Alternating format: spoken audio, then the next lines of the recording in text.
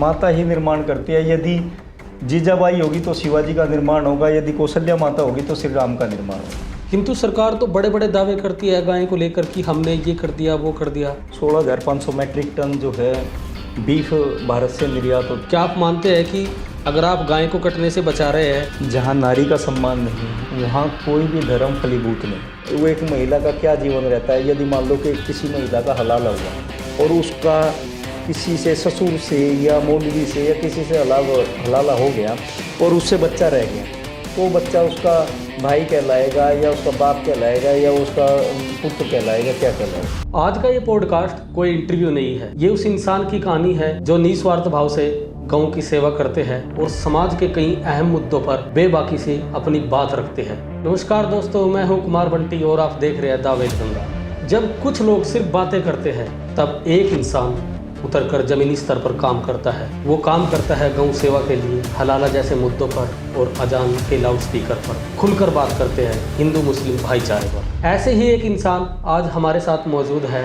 अमरदीप राजवंश। नमस्कार सर। नमस्कार जी, कैसे हो आप? बढ़िया सर। आप और बस सब कुशल मंगल सर। दोस्तों, आज हम कई ऐसे मुद्दों पर बात करेंगे जो आज तक शायद ही किसी ने उठाए हो। हिंदू मुस्लिम भाईचारा, हलाला, गौ सेवा और कुछ सामाजिक ऐसे मुद्दे जिन पर कोई नहीं बोलता। आज अमरदीप राजवंश खुलकर बोलेंगे, सच्चाई से बोलेंगे और बिल्कुल निष्पक्ष तरीके से अपना पक्ष रखेंगे। सर, आप गायें, हलाला, लाउड स्पीकर और बहुत सारे ऐसे मुद्दे हैं जिन पर आप खुलकर बात करते हैं। आपके जीवन में आप फर्स्ट प्रायोरिटी देते हैं गौ माता की सेवा को, और मेरा सबसे पहला क्वेश्चन भी उसी पर है। सबसे पहले आप ये बताइए कि आपको गौ सेवा की प्रेरणा कहाँ से मिली? ऐसा है, देखिए, गौ माता की सेवा के लिए प्रेरणा मिली घर से। और वो क्या होता है कि जैसे तकरीबन सभी हिंदू घरों में होता है, पहली रोटी गाय की बनाई जाती है, गाय की बनती है। और गाय को रोटी देने के लिए हमारी माता जी हमको भेजती थी, भाई गाय को रोटी दिया हो। ऐसे ही कोई जैसे कुत्ता है या कोई अदर जीव है, कुतिया है, वो बच्चा प्रसव पीड़ा के बाद बच्चा करती है, तो उसके लिए भी भोजन आदि कुछ भी जो पौष्टिक भोजन होता था वो बनाकर भेज दिया जाता था, जैसे आलू, चून की लपसी वगैरह कुछ इस तरह से। तो एक वो माता जैसे कहा ना, माता निर्माता भवती, माता ही निर्माण करती है। यदि जीजाबाई होगी तो शिवाजी का निर्माण होगा, यदि कौशल्या माता होगी तो श्री राम का निर्माण होगा। तो आपकी माता ने आपका निर्माण किया, अमरदीप राजवंश। माता सभी की निर्माण करती है। आपकी माता भी आपका निर्माण कर रही है। अच्छा, सक्सेस के लिए भी आप जीवन में जो है काफ़ी ऊंचाइयों तक छुए। हर माता पिता यही चाहता है कि हमारा बच्चा जो है जहाँ तक हम नहीं देख पाए उससे आगे तक देखे। बिल्कुल सर, ग्राउंड लेवल पर अगर देखा जाए तो गाय को लेकर सबसे बड़ी समस्या आपकी नज़र में क्या है? गाय को लेकर ज़्यादा समस्या कुछ नहीं होती भाई। जैसे बेसहारा गाय है उसको काबू करना होता है, तो काबू करने में भी जो गौसेवक साथी है वो सहयोग करते हैं और गौ सेवा के लिए उसे पकड़ के डॉक्टर बुलाकर उपचार कराते हैं। लेकिन सबसे बड़ी समस्या क्या होती है कि लोग जो है बीच में ज्ञान देने वाले लोग बहुत ज़्यादा आते हैं, तकमीने तार्किक बातें करने लग जाते हैं, ये करना चाहिए वो करना चाहिए, जिसमें कि वो लोग स्वयं खुद कुछ नहीं करते। यानी कि सहयोग की बजाय आपको कहीं ना कहीं विरोध करते हैं और जो है परेशानियों का सामना करना पड़ता है, क्योंकि गोवंश है उसको काबू करके बैठे हुए हैं। अब वो एकदम से भड़क जाए या कुछ भी होगा तो वो लोग तो अपना ज्ञान दे के चले जाएंगे, वो भुगतना हम लोगों को पड़ता है। तो कहीं सरकार की तरफ से कोई सहयोग मिलता है? सरकार की तरफ से जो सहयोग होता है, लेकिन वो जो केवल कागजों तक सीमित होता है और लगभग सभी लोग देखते हैं, धरातल पर जो है वो नगण्य मात्र ही आ पाता है, बहुत ही कम मात्रा में आता है। किंतु सरकार तो बड़े बड़े दावे करती है गाय को लेकर कि हमने ये कर दिया वो कर दिया। तो आप कितना सही मानते हैं इस बात को? क्या सरकार वाकई काम कर रही है इसको लेकर? सरकार जो काम करती है, सरकार कागजों से काम, जैसे अधिकारी कोई रिपोर्ट उनको बना कर देंगे वो वैसा ही बताएगी कि हमने ये कर दिया वो कर दिया। लेकिन धरातल पर जब आप देखेंगे तो वो जो कार्य है वो अधिकारियों के कागजों तक सीमित है, धरातल पर इतना पॉसिबल नहीं हो पाता। किंतु इसको सरकार की तो गलती नहीं कह सकते ना? नहीं, सरकार की गलती क्यों नहीं कहेंगे। यदि मैं कोई गलती करता हूं तो कोई भी यदि शिकायत मेरी लेके जाएगा तो मेरे पिताजी के पास जाएगा, और मेरे पिताजी मेरे पे निगरानी नहीं रखेंगे तो कहीं ना कहीं मैं गलत भी जा सकता हूं। तो यही एक निगरानी का जो है एक मोटिव सरकार को अधिकारियों के ऊपर बनाना चाहिए, या पब्लिक से फीडबैक लेना चाहिए कि भाई क्या हो रहा है, कैसे गलत चल रहा है या सही चल रहा है। यानी कि सरकार काम तो कर रही है पर अच्छे से नहीं कर रही है। अच्छे से पॉसिबल नहीं होगा जब तक अधिकारी लोग और सरकार का और आम पब्लिक का समन्वय आपस में नहीं होगा। सरकार को ऐसा क्या करना चाहिए कि जो योजनाएं सरकार लागू करती है जो नियम गाय को लेकर सरकार बनाती है वो सही तरीके से काम करे। आम जनमानस के साथ संवाद। तो क्या ये ऐसे धरातल पर संभव है आपके हिसाब से? बिल्कुल हो सकता है। कैसे संभव हो सकता है? ऐसा है, यदि जब सरकार के अधिकारी काम करते हैं, जैसे रिपोर्ट वो सरकार के अधिकारियों से लेते हैं, वैसे ही वो सरकार की, पब्लिक भी सब सरकार के अधीन ही हो जाती हैं। तो वैसे तो सरकार जो है पब्लिक ही चुनती है, तो अगर हम सब लोग सरकार चुनने के हकदार है तो हमें जो है सरकार भी जो है, मतलब पब्लिक वो सरकार से संवाद सीधा कर सके, ऐसे कोई पोर्टल नंबर जारी हो। आपका कहने का अर्थ ये हुआ कि कोई ऐसी हेल्पलाइन बनाई जाए कि डायरेक्ट बात सरकार तक पहुंचे। हाँ, फीडबैक सीधा डायरेक्ट सरकार तक हो। बीमार और घायल गोवंश को ट्रीट करने के लिए कितनी कठिनाइयों का सामना आपको ग्राउंड लेवल पर करना पड़ता है? ऐसा है, जब किसी गोवंश का उपचार करना होता है तो लगातार जो है काफ़ी दूर तक हमें उसके पीछे भी भागना पड़ता है, और कई बार तो हमारे साथी गौसेवक जो है घायल हो जाते हैं। इतनी चोट तो गोवंश को नहीं होती जितनी कि कार्यकर्ताओं को लग जाती है। कार्यकर्ताओं को लग जाता है। और कई बार क्या होता है, कई बार जैसे किसी व्यक्ति से टकराने का बहुत ज़्यादा खतरा बना रहता है यदि हम गोवंश को काबू कर रहे हैं, क्योंकि क्रूरल्टी हम गोवंश के साथ कर नहीं सकते। तो उसको काबू करने में जो किसी का नुकसान हो जाता है, हरेसमेंट हो जाती है, या किसी का गाड़ी घोड़ा टूट जाता है, तो वो भी हमें जो है अपने आम साथियों के सहयोग से वो पूरा करना पड़ता है। वो भुगतान आपको ही करना पड़ता है। और जो दवाइयाँ लगती है, जो सामान आता है, आपके व्हीकल यूज होते हैं, पेट्रोल होता है, ये सब खर्चे कैसे मैनेज करते हैं? ये सब हम आम जो हमारे साथी है, गौसेवक साथी है, वो सब एक दूसरे से अरेंज करके तब हम इस खर्चे को वहन करते हैं। या सरकार की तरफ से कोई फंड नहीं, हमारे टीम को सरकार की तरफ से कोई ऐसा फंड नहीं। तो आप अपने लेवल पर ही अपने साथियों के सहयोग से ये सब मैनेज करते हैं? बिल्कुल। लोग सर गाय को पूजते हैं, तो क्या लोगों को जिम्मेदारी लेनी चाहिए कि एक गाय को अपने घर तक ही सीमित रखे, उसको बाहर खुले में न छोड़ा जाए, ताकि वो काफ़ी सारी बीमारियों से बच सके, घायल होने से बच सके? ऐसा है, लोग जो है अक्सर जो है गाय को माता मानते हैं, पूजते हैं, लेकिन हमारे यहाँ क्या थ्योरी हो चुकी है भारत के अंदर में, यदि हम गाय को या सांप को या किसी भी जीव को, जैसे चूहे को, गणेश जी की सवारी है, यदि हम उसे पत्थर के रूप में या मंदिर में देखेंगे तो हम उसको पूजते हैं। अन्यथा जो हमारे समाज के कुछ लोग ऐसे हैं कि यदि सामने कोई गोवंश आ जाए, बैला इत्यादि कोई आ जाए, तो उसको डंडा मारकर खदेड़ देते हैं, जिम्मेदारी नहीं लेते कि भाई उसका जीवन यापन अच्छे से हो और हम सब उसके सहभागी बने। आपका कहने का अर्थ यही हुआ कि लोग मूर्ति पूजा में ज़्यादा विश्वास करते हैं।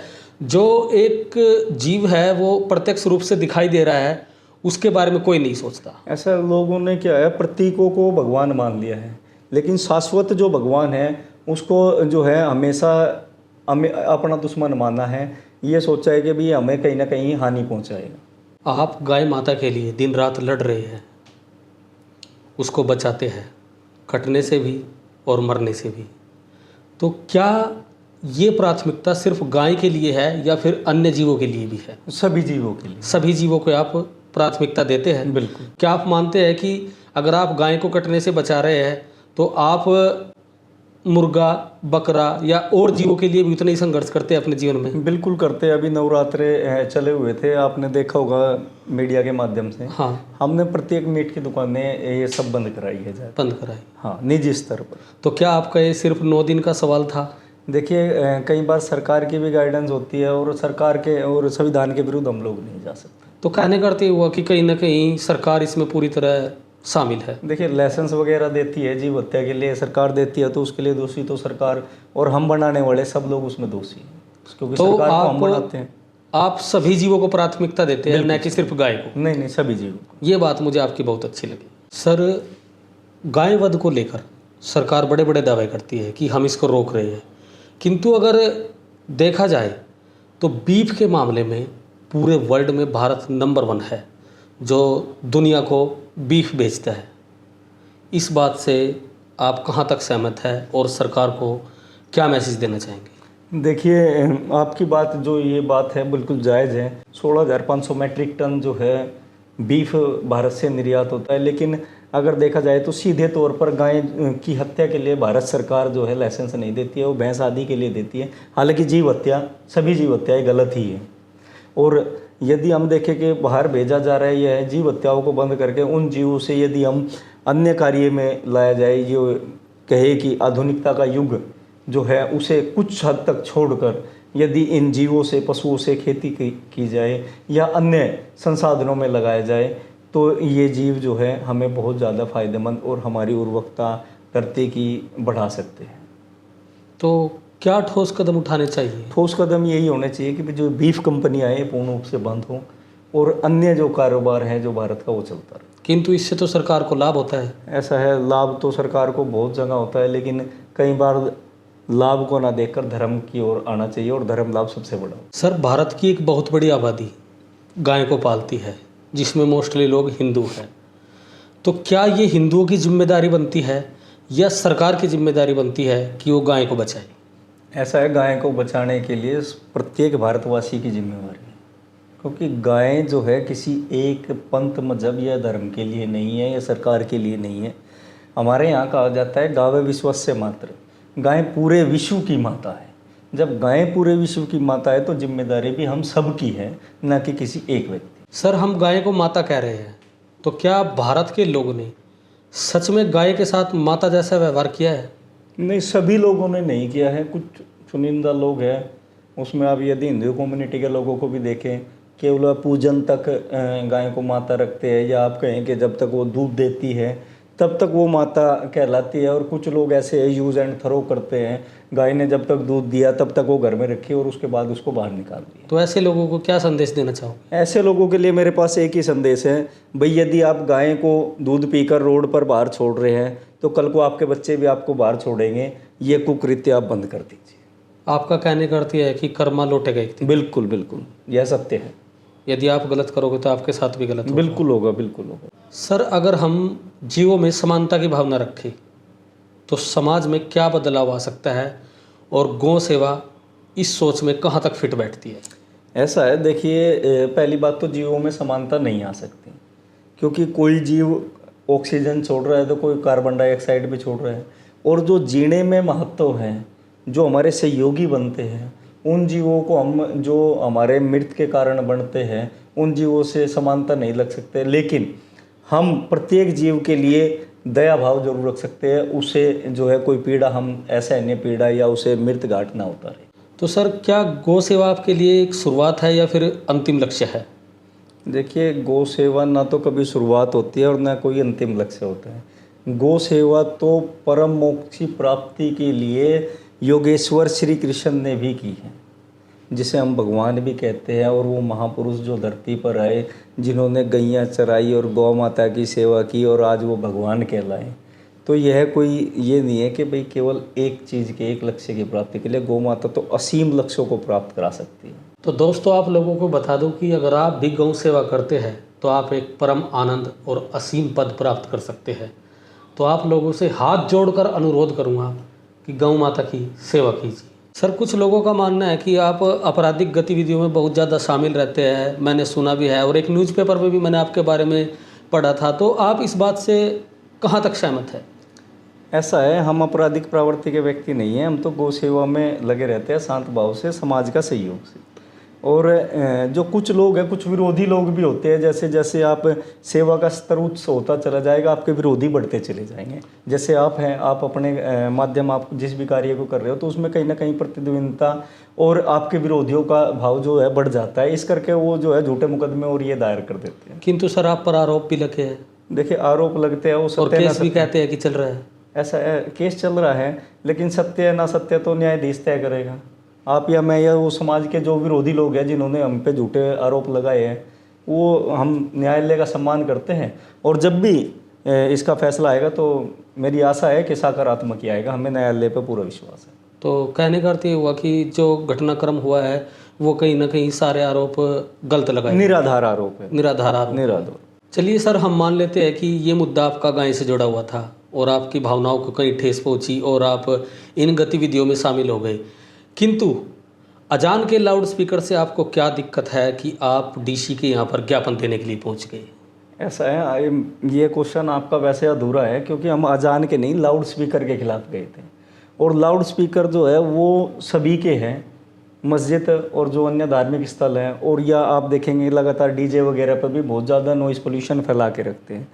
तो ये कहना गलत है कि वो अजान के खिलाफ गए थे, हम लाउड स्पीकर के खिलाफ गए थे। आप लाउड स्पीकर के खिलाफ गए थे। हाँ। तो कहने करते हुआ कि आप सिर्फ मस्जिद के ही नहीं, चर्च, गुरुद्वारे और मंदिर में भी जो साउंड पॉल्यूशन होता है उन सब के खिलाफ आवाज़ उठाते हैं। हाँ, सभी के खिलाफ आवाज़ उठाते हैं। इसमें क्या है कि देखिए, मंदिर के जो लोग हैं, जो पुजारी है या प्राइस्ट हैं, वो लोग क्या करते हैं कि लगभग जो है कानून की गाइडेंस का पालन करते हैं, परंतु अन्य जो व्यक्ति है वो कानून की गाइडेंस का पालन नहीं करते, इसलिए हमें जाना पड़ा। और ये हमने ज्ञापन नहीं दिया था, सीधा शिकायत दी थी एसपी साहब को, क्योंकि पंजाब और हरियाणा हाई कोर्ट की गाइडेंस है कि रात को 10 बजे से सुबह 6 बजे तक तो बिल्कुल भी कोई लाउड स्पीकर नहीं चलेगा, और जो दिन में भी चलेगा वो केवल 80 डेसिबल की आवाज़ पर चलेगा।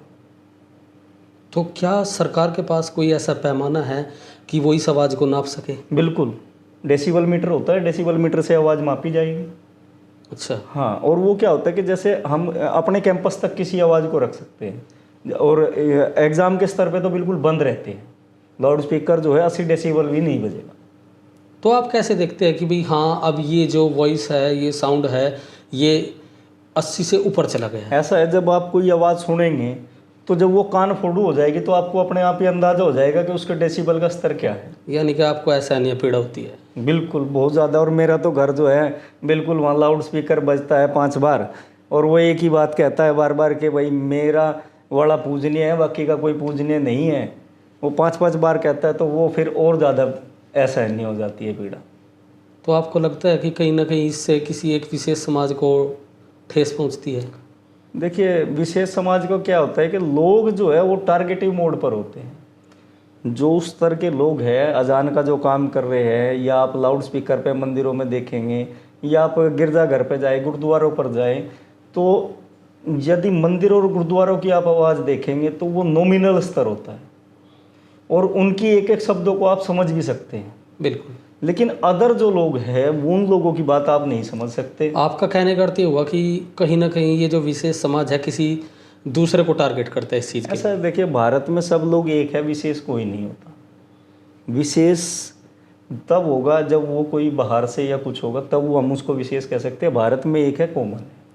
आपकी ये बात मुझे बहुत अच्छी लगी, क्योंकि आप यहाँ पर जोड़ने का काम कर रहे हैं, तोड़ने का नहीं। आपने मेरी बात का खंडन किया कि विशेष। बिल्कुल। तो सर, कुछ लोग इसको धार्मिक मुद्दे से जोड़ते हैं और कुछ लोग ध्वनि प्रदूषण से, तो आप किस चीज़ से जोड़कर इस चीज़ को देखते हैं? ऐसा है, ये ध्वनि प्रदूषण है जिस पर बच्चों पर, जो पढ़ने वाले बच्चे या स्टूडेंट्स पर, और जो रोगी व्यक्ति हैं उन पर बहुत ज़्यादा इफेक्ट पड़ता है। कई लोग तो ऐसे हार्ट अटैक के मरीज होते हैं कि अगर ध्वनि का एकदम जो आता है धनमक जो होती है, उससे कई लोग तो जो है एट द स्पॉट हो जाते हैं। तो ये केवल ध्वनि प्रदूषण है, इसे धार्मिक मुद्दा ना बनाया जाए। तो क्या सर, साउंड पोल्यूशन को लेकर के जो कानून बनाए गए हैं, जो सरकार की गाइडलाइन है, वो सभी धर्मों के लिए समान होना चाहिए? हाँ, बिल्कुल, सभी धर्मों के लिए समान होनी चाहिए।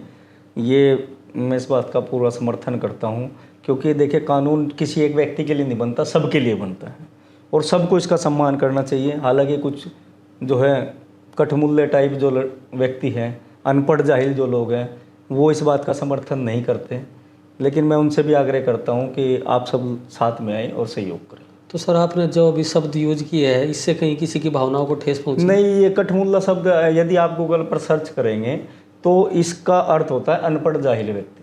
अनपढ़ जाहिल व्यक्ति? हाँ, आप अभी भी सर्च करके देख सकते हैं। नहीं, आपने सर्च किया होगा, कोई गलत तो किया नहीं होगा। बिल्कुल। तो सर, इस मुद्दे पर आपको कैसी प्रतिक्रिया मिलती है? विरोध का सामना करना पड़ता है, या फिर सरकार की तरफ से या फिर पब्लिक की तरफ से आपको सहयोग मिलता है? ऐसा है, सरकार ने तो जैसे जज साहब ने कानून पारित कर दिया, रेट मोहिंदर सिंह की थी पंजाब और हरियाणा हाई कोर्ट की, तो उन्होंने कानून का पालन के लिए, और इसमें जो है मुख्य तौर से एसपी को पार्टी बनाया हुआ है। कोर्ट के द्वारा एसपी साहब को पार्टी बनाया हुआ है कि भाई यदि किसी भी ज़िले में यदि एक कानून जो स्पीकर है ये चलते हैं कानून के मापदंड के अलग, तो इसमें एसपी मुख्य रूप से जिम्मेदार होगा हर जिले का। नहीं, आपने मेरा क्वेश्चन का जवाब थोड़ा सा घुमा के दिया है। मैं स्पष्ट रूप से जानना चाहता हूँ, क्या सहयोग मिलता है या विरोध का सामना करना पड़ता है? ऐसा है, विरोध तो अक्सर आप कोई भी सही काम करने चलिए तो विरोध ही होगा। जैसे आज़ादी से पहले आप देखेंगे, बंटवारे से पहले जब क्रांतिकारी चलते थे तो उनका जो है विरोध होता था, और वो हम आम जनमानस के लोग ही करते थे। तो आपका कहने का मतलब यही हुआ कि भैया आपको विरोध का सबसे ज़्यादा सामना करना पड़ता है। बिल्कुल। तो क्या आपके हिसाब से बातचीत से इस मसले को हल किया जा सकता है? यदि बातचीत से हल होता तो कानून का सहारा लोग क्यों लेते हैं? तो आपका कहने का अर्थ यही है कि बातचीत से लोग नहीं मानने वाले हैं? नहीं, जाहिल लोग नहीं मानते। जो लातों के भूत होते हैं वो बातों से कभी भी नहीं मानते। तो क्या आप लातों का यूज करोगे? नहीं, कानून की लात सबसे बड़ी है। सर, आपको क्या लगता है कि ज़मीन पर हिंदू और मुसलमान के बीच में जो तनाव है, क्या वो सच में है या फिर सोशल मीडिया पर दिखाया जाता है? नहीं, वो रियलिटी है। वो रियलिटी है। हाँ, आप इस बात से सहमत हैं? बिल्कुल बिल्कुल। मैं प्रतिदिन इस बात से जूझता हूँ। कोई ये नहीं है कि भाई कोई कभी कभार का, ये प्रतिदिन का। प्रतिदिन का है। हाँ। तो सोशल मीडिया पे जो खबरें चलाई जाती है और ज़मीनी स्तर पर जो बात होती है वो एक है। बिल्कुल है, लेकिन मीडिया का मिर्च मसाला कुछ ज़्यादा लगा देते हैं। लेकिन मीडिया को समझना चाहिए कि जो सर्वभौमिक शत्रु है वो शत्रु सभी का है। ये हम लोगों को समझने की बात है, सभी को समझना। आपने अभी शत्रुओं की बात की, तो क्या इससे एक समाज के मान सम्मान को ठेस नहीं पहुंचेगी? देखिए, जो मानवता के शत्रु होते हैं, जो जीव जंतुओं के शत्रु होते हैं, जो प्रकृति के शत्रु होते हैं, उसे शत्रु ही कहा जाए।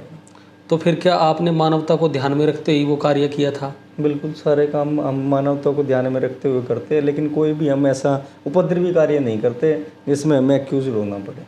क्या आप उस कार्य को समझ गए हैं जिसकी मैं बात करना चाह रहा हूँ? देखिए, मैंने बताया ना, पहले ही मैंने आपको बताया कि कुछ लोग जो है हमें झूठे आरोपों में फंसा देते हैं। मैं आपको पहले भी बता चुका हूँ, और मैं हर क्वेश्चन का आपको यही बात बताऊँगा कि भाई ये केवल और केवल एक षड्यंत्र था विरोधियों के द्वारा हमें फंसाने का। ये झूठी बातें थी। तो क्या जब आपने उस मजार को तोड़ा था, नहीं, मैंने कोई मज़ार नहीं तोड़ी आज तक। तो वो क्या मानवता के पक्ष में थी? नहीं, मैंने कोई मज़ार आज तक नहीं तोड़ी। किंतु मैंने ये खबर पढ़ी है नहीं, ऐसा एक न्यूज़पेपर में। नहीं, कोई ऐसी कोई खबर नहीं थी किसी भी न्यूज़ में। आपका कोई सहयोग, कोई इन्वॉल्वमेंट उसमें? नहीं, कोई भी नहीं, कभी भी नहीं। आप नहीं थे? नहीं, कभी भी नहीं। तो फिर ये झूठी अफवाहें थी? झूठी अफवाह है, और ये कोई अखबार की भी नहीं है। तो सर, हिंदू मुस्लिम भाईचारे को लेकर आप जमीनी स्तर पर क्या कार्य करना चाहते हैं? घर वापसी। घर वापसी कैसे, थोड़ा डिटेल में समझाइए। ऐसा है, जो लोग पुराने टाइम में जो है चले गए थे, किसी मजबूरी के कारण, डर के कारण बदल गए थे, उन्हें दोबारा घर वापसी कर लेनी चाहिए, तो ये भाईचारा कायम हो जाए। आपको लगता है कि अगर आप ऐसा करते हैं या एक समाज ऐसा कदम उठाता है तो इस समस्या का हल हो सकता है? बिल्कुल हो जाए। तो फिर कोई शायद ऐसी नफरत की भावना रही? नहीं, बिल्कुल नहीं रहेंगे। आप मानते हैं इस बात? बिल्कुल बिल्कुल। थोड़ा सा और डिटेल में समझा दीजिए। देखिए, डिटेल में मैं आपको एक बात बताऊं कि जब दो पक्ष होते हैं तब झगड़ा होता है। जब पक्ष एक ही रह जाएगा तो झगड़ा होगा ही नहीं। यानी कि आप सबको एक मंच पर लेकर आना चाहते हैं? देखिए, जब घर वापसी होगी तो मंच अपने आप ही एक हो जाएगा। जब आपने एक मूवी देखी होगी, अमर अकबर एंथनी, तीनों का बाप तो एक ही था ना। बाप एक ही था। तो वहाँ पहुँचना पड़ेगा, सभी को आना पड़ेगा। आपने अभी कहा कि घर वापसी होनी चाहिए, तो घर वापसी के लिए लोगों से आप किस प्रकार के सहयोग की अपेक्षा करते हैं? अपने मूल को पहचाने और वो घर वापसी करें, और जो हमारे अभी जो लोग हैं, सनातन के जो लोग हैं, उन्हें एक्सेप्ट करने के लिए तैयार हैं। तो सर, नफरत फैलाने वाली राजनीति और मीडिया से आप इस काम में किस प्रकार के सहयोग की अपेक्षा करते हैं? देखिए, जो राजनीतिक लोग हैं वो कभी ना तो घर वापसी होने देंगे ना एक होने देंगे। राजनीति से तो हम अपेक्षा कर ही नहीं सकते कि वो घर वापसी करा पाएंगे। आम जनमानस को इसके लिए आगे आना पड़ेगा। और जो रही बात मीडिया की, मीडिया को जब घर वापसी के लिए इन लोगों के बीच में जो है मिर्च मसाला कम लगाना पड़ेगा, तब जाकर वो लोग घर वापसी के लिए भी तैयार। सर, अभी जो मेरा क्वेश्चन है वो थोड़ा संवेदनशील है।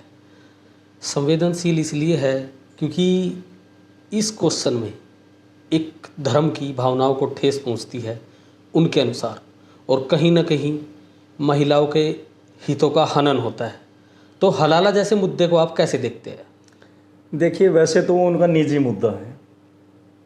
हालांकि कोई भी किसी भी महिला के साथ गलत होता है तो सनातनी लोगों की परंपरा है कि उसके हक के लिए आवाज़ उठाए, उसके लिए साथ में खड़े हों।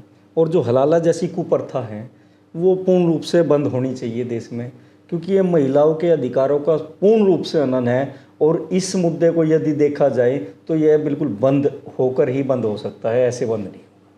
इसमें जो है महिलाओं का जो है, आप देखिए कि इतना यौन शोषण, मैं खुलकर यदि बात करूं तो होता है।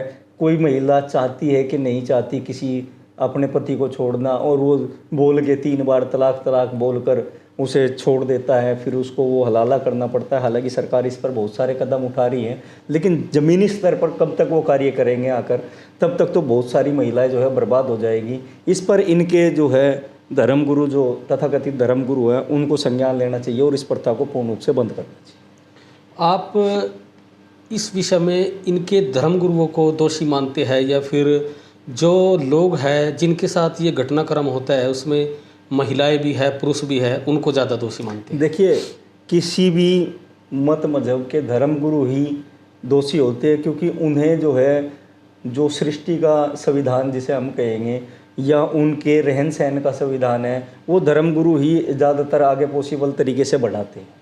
और धर्मगुरु ही इन चीज़ों को ज़्यादा बढ़ावा देते हैं, ताकि वो जो है इन चीज़ों में अपने आप को लिप्त करके और जो ये भोग है ये भोग सकें। किंतु सर, अगर देखा जाए तो ये आपकी एक निजी सोच है कि आपको क्या अपनाना है और क्या नहीं, किसका अनुसरण करना है किसका नहीं। तो क्या इसमें लोगों की गलती ज़्यादा है या फिर धर्मगुरु? नहीं, ऐसा है, जब हम किसी भी कम्युनिटी में रहते हैं तो उसी के अनुरूप अपने आप को ढालना होता है। लेकिन वो कम्युनिटी का स्टैंडर्ड किसके हिसाब से है, उसे कौन बना रहा है, उस हिसाब से हमें मैनेज करना पड़ता है। कई बार क्या होता है, देखिए हलाला के कई मुद्दे होते हैं। हमारे पास कई महिलाएं आती है कि भाई हमें तलाक दे दिया, और वो बोलती है कि भाई अब जो है उसके साथ सोना पड़ेगा, ये करना पड़ेगा, वो करना पड़ेगा, और फिर उसके बाद तुम्हें दोबारा पवित्र पाक होके और अपनी रस्म निभानी पड़ेगी, तब आप पहले पति के पास आ सकती हैं। हालांकि ज़्यादातर इन मुद्दों पर इनका समझौता हो जाता है। फिर बाद में वो एक महिला का क्या जीवन रहता है, यदि मान लो कि किसी महिला का हलाला हुआ और उसका किसी से, ससुर से या मौलवी से या किसी से हलाला हो गया और उससे बच्चा रह गया, तो बच्चा उसका भाई कहलाएगा या उसका बाप कहलाएगा या उसका पुत्र कहलाएगा, क्या कहलाएगा? ऐसी बहुत सारी विडंबनाएं हैं, और ये रिश्ते नातों को जो है, या आप देखिए मानवता को तार तार करता।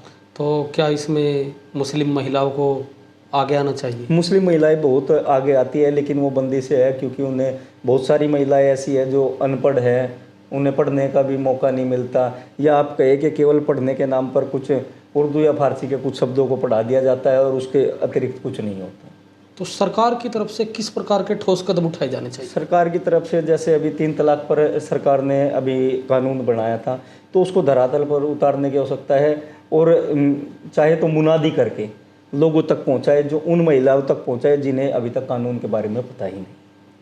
और क्या इनकी आसमानी किताब पर भी पाबंदी लगनी चाहिए? ऐसा है, आसमानी, उस बारे में मैं बोलूँगा एक निजी मैटर है, तो उनको बहुत ज़्यादा चूल लग जाएगी, लेकिन जो चीज़ पॉसिबल हो सकती है वो सरकार को करनी चाहिए। आपने भी कहा कि ये उन लोगों का एक निजी मुद्दा है, तो क्या धार्मिक परंपराओं पर सवाल उठाना गलत नहीं होगा? देखिए, मैंने कहा कि निजी मुद्दा है, लेकिन उसमें जो क्रूतियाँ है उसके बारे में भी मैंने आपको खुलकर बोला है। जो गलत है उसका बदलाव होना चाहिए, और ये हर जगह पॉसिबल है कि, क्योंकि अगर आपको राष्ट्र को आगे बढ़ाना है तो अपने धर्म मत मजहब से ऊपर उठकर राष्ट्र की बात करनी होगी, और यदि कोई कुप्रथा है उसको बंद करना होगा। तो सर, महिलाओं के अधिकार और धार्मिक संतुलन को आप कैसे देखते हैं? कैसे इसको मैनेज किया जा सकता है? ऐसा है, देखिए हमारे यहाँ एक बात कही जाती है, नारी सदैव पूजनीय होती है। जहाँ नारी का सम्मान नहीं है वहाँ कोई भी धर्म फलीभूत नहीं। तो मेरा मानना यही है कि नारी के सम्मान को ऊपर रखकर तब हमें कार्य करना चाहिए। तो आपका कहने का अर्थ यही हुआ कि जब नारी का सम्मान होगा तो धार्मिक संतुलन अपने आप स्थापित हो जाएगा? बिल्कुल। देखिए, हमारे यहाँ प्रत्येक देवी को जो है उच्च स्थान दिया गया है, और उच्च स्थान इसलिए दिया गया है क्योंकि वह हमसे पूजनीय है। आप देखेंगे कि नाम आता है सीताराम, गौरी शंकर, तो ये इसीलिए आता है कि पहले हम माता को सम्मान रखें, तब पुरुष का सम्मान रखते हैं, पहले स्त्री उसके बाद पुरुष। तो कहीं ना कहीं इस समाज को सर्वप्रथम स्त्री को रखना होगा, बिल्कुल, तभी जाके धार्मिक संतुलन भी बन बिल्कुल, पाएगा। बिल्कुल बिल्कुल, ये होना ही चाहिए। इसके बिना संभव ही नहीं है कि हम अपने आप को धार्मिक कहें। धार्मिक तभी बन पाएंगे जब हम नारी का सम्मान करेंगे। सर, एक पर्सनल क्वेश्चन आपसे पूछना चाहूँगा कि आपके जीवन में सबसे भावुक कर देने वाला पल आपके लिए क्या था? देखिए, जब कोई व्यक्ति किसी कार्य को, यदि आप कहें कि समाज के कार्य में लेके चलता है, और जब समाज के ही लोग जिस कार्य को जिसके लिए आप करने जा रहे, या वो समाज के लोग आपको ही तब नीचा दिखाने का प्रयास करें, तो मैं मानता हूँ कि ये सबसे भावुक पल हो सकता है। ऐसा जीवन में हुआ है, तो मैं किसी का नाम नहीं लूँगा, लेकिन ये एक बड़ा मार्मिक है ये मेरे लिए, और ये मेरे जीवन की एक सीख भी थी कि अगर हम ऐसा करेंगे तो हमारे साथ ऐसा भी, हमें ऐसी कठिन परिस्थितियों का सामना करना पड़ेगा। सर, क्या घटनाक्रम रहा है, थोड़ा सा डिटेल में बताएंगे? घटनाक्रम कुछ नहीं है कि भाई जैसे हमारे ऊपर झूठे मुकदमे लग गए। चलो, हम गए गौ सेवा के लिए थे, लेकिन कुछ लोगों ने हमें जो है बदनाम कर दिया कि ये तो गौ सेवा के लिए नहीं, ये तो किसी लड़कीबाजी या अन्य किसी चीज़ के लिए जेल गए थे। हालांकि वो तो न्यायालय के पत्र भी हैं, जिस चीज़ के लिए हम गए थे वो आरोप भी झूठे हैं, निराधार है। तो एक विषय है, मैं नहीं स्पष्ट कर सकता सारी चीज़ें। तो ये एक मेरे लिए बड़ा भावुक पल था कि मैंने समाज के लिए, या कहे कि गौ माता के लिए किया, और गौ माता की कृपा से वो आरोप झूठे आरोप है, और हम अभी जमानत पे और मुकदमे भी खारिज होंगे। तो उन लोगों के लिए भी एक बड़ी सीख हो। आपके जीवन की ऐसी कौन सी घटना है जिसके घटने के बाद आपको ऐसा महसूस हुआ कि बस अब सब कुछ खत्म हो चुका है? नहीं, ऐसी कोई घटना नहीं है अभी तक जीवन में कि भाई सब कुछ खत्म हो चुका है। जीवन में थोड़े बहुत उतार चढ़ाव सभी के साथ आते हैं, और वो चलते रहते हैं। और गौ सेवकों के साथ तो उतार चढ़ाव का ऐसा नाता हो गया, गौ माता ने ऐसा सामर्थ्य दे रखा है प्रत्येक गौ भक्त को कि वो जो बड़ी बड़ी बाधाएं है वो आसानी से पार कर लेते। यानी कि आप किसी भी बाधा को बड़ी नहीं मानते? नहीं, कोई बाधा बड़ी नहीं है। निजी विवेक से और गौ माता के आशीर्वाद से और अपने माता पिता के आशीर्वाद से यदि कोई भी कार्य किया जाए, तो वह कोई भी कार्य जो है ऐसा नहीं है कि वो बड़ी बाधा बन जाएगा। तो सर, क्या माता पिता की तरफ से और पत्नी की तरफ से आपको सहयोग मिलता है इस काम के लिए? देखिए, माता पिता और पत्नी की तरफ से इतना ही सहयोग है, माना जाए कि ये सबसे बड़ा सहयोग माना जाए कि भाई वो मुझे इस कार्य के लिए जाने देते हैं। हालांकि विरोध होता है। आप पर केस लगे तो कहीं परिवार के मान सम्मान को ठेस पहुंची? देखिए, परिवार के मान सम्मान को ठेस तब पहुंचती जब मैं उसमें दोषी होता। केवल आरोप लगे हैं। हाँ, हरेसमेंट होती है, माता पिता को भी होती है, हमारे बीवी बच्चे हैं, सबको होती है, परिवारजन है, सबको होती है, लेकिन यदि विश्वास है तो वो कामयाब भी होगा। सर, अगर सरकार आपसे सलाह मांगे तो वो कौन से 3 सुझाव होंगे जो आप सरकार को देना चाहेंगे? देखिए, सरकार के लिए केवल यही सुझाव है कि भाई यदि संभव हो सके तो एक तो मीट बिल्कुल बैन होना चाहिए देश के अंदर। नशा बिल्कुल बैन होना चाहिए, दूसरे नंबर की बात मेरी है, नशा बिल्कुल बैन होना चाहिए। और एक सबसे महत्वपूर्ण बात, वो जो बीच में अभी आवाज़ें उठती रहती हैं, कॉमन सिविल कोड, सबके लिए समान कानून होना चाहिए। ये 3 सुझाव मेरे सरकार के लिए हैं। सर, आज की बातचीत से एक बात तो साफ हो गई है कि बहुत ज़्यादा लोग बोलते हैं और बहुत कम लोग ज़मीनी स्तर पर काम करते हैं, और जो लोग ज़मीनी स्तर पर काम करते हैं उनमें से आप एक हैं, क्योंकि आपने सेवा और जागरूकता का जो संकल्प लिया है वो समाज के लिए बहुत ज़्यादा प्रेरणादायक है। और मैं चाहूँगा कि भारत के प्रत्येक युवा तक आपकी बात पहुँचे, ताकि युवा जागृत हो और पूरा भारत एक मंच पर आकर खड़ा हो जाए। तो दोस्तों, याद रखिए, समाज बहस से नहीं जिम्मेदारी से बदलता है, और ऐसी ही जिम्मेदारी भारत के प्रत्येक नागरिक को लेनी होगी, तभी भारत उठेगा और तभी भारत चमकेगा।